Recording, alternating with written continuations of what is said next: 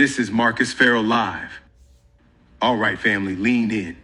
Because what's happening in American politics right now is not a moment, it's not a storyline, it's not a scandal, it's not even a crisis.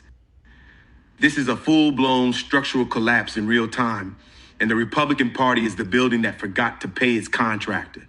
Every floor is sagging, the roof leaking, the foundation cracking, and half the workers already took their lunch break and never came back. So let's go through it. Let's break down what has already happened, what's happening right now, and what might blow up next week. And we're going to do it with facts, context, and that good old-fashioned political shade. The first sign of the unraveling was the economy. Consumer confidence dropped harder than a mixtape nobody asked for. Folks across the country are pinching pennies, watching grocery bills like they're studying for a midterm. Eggs, gas, childcare, rent, the basics, all high. Household budgets look like hostage notes. People are not feeling stable. And when folks get anxious like that, they blame the people in charge. And right now, Republicans run the government. Then you've got the political version of a 5-alarm fire. Republicans quitting. Not retiring gracefully, not leaving after a long career. They are quitting like someone slapped a resignation button on the House floor. Marjorie Taylor Greene resigned out of nowhere, midterm, like she had to catch an emergency flight. No farewell tour, no long speech. She basically said, this place is trash, I'm out. And that one resignation cracked the entire shell of the party. Because if she walked away, the one who lives for the drama, for the spotlight, for the mess, you know things are bad. And trust me, the backstage gossip is dirty. Republicans are exhausted. Emotionally, politically, spiritually, they feel disrespected by the Trump White House. They feel pressure from their base. They feel hunted online. They feel unsupported in Congress. They feel overworked, and they see the polls. They see the resignations. They see the upcoming midterms. They see the chaos. They see the economy. And they know staying another cycle might not only cost them their careers, but also their reputations. Because let's be honest, the Trump administration is running the party like a one-man show. Trump is doing full takeover, picking candidates, setting messaging, ordering loyalty tests, deciding who gets support, advising some members to run again, advising others to sit down and disappear. It's leadership mixed with dictatorship, mixed with whatever you call a reality show villain in the third act of the season. And while all this is happening, institutions are wobbling. The economy is uneven. Immigration enforcement is being rewritten on the fly after the National Guard shooting in D.C. Civil liberties are getting squeezed. The press is under attack. Government agencies are being reorganized or demolished. And the Republicans in Congress, they can't even hold on to their own seats. When the people running the country start resigning like burger joint employees after a holiday rush, you know the heat is too hot for them to stay. Now let's talk about next week, because the way this week is setting things up, next week is going to be wild. Here's what could drop. More resignations.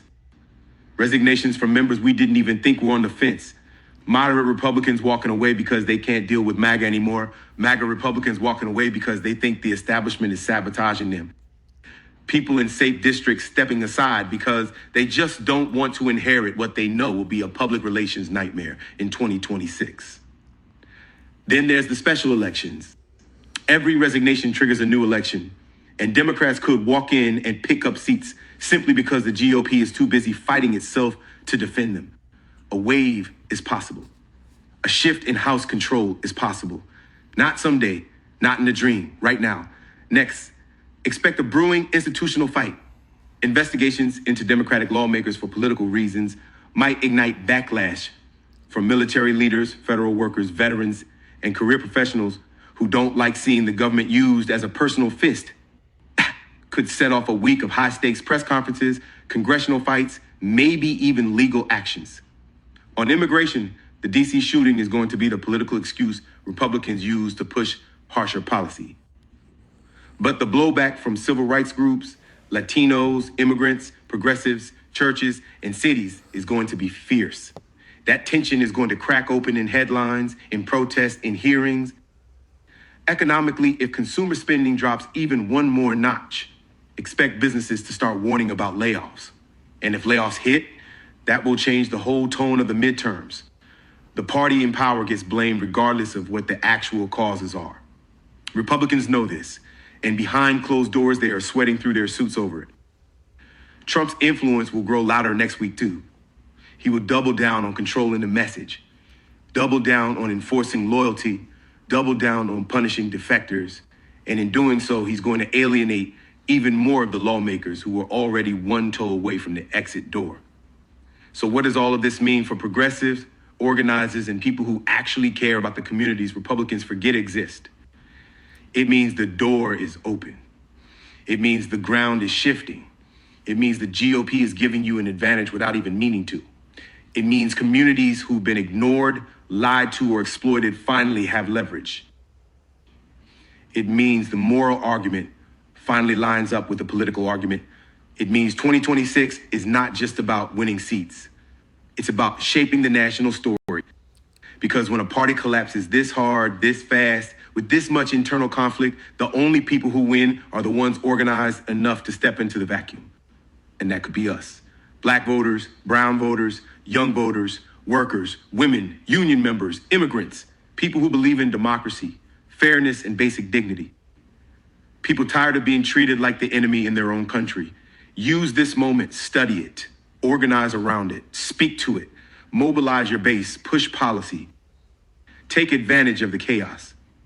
Don't let the collapse go to waste, because we are watching the Republican Party unravel itself in real time, and it's not going to stop. Not next week, not next month, not before the midterms.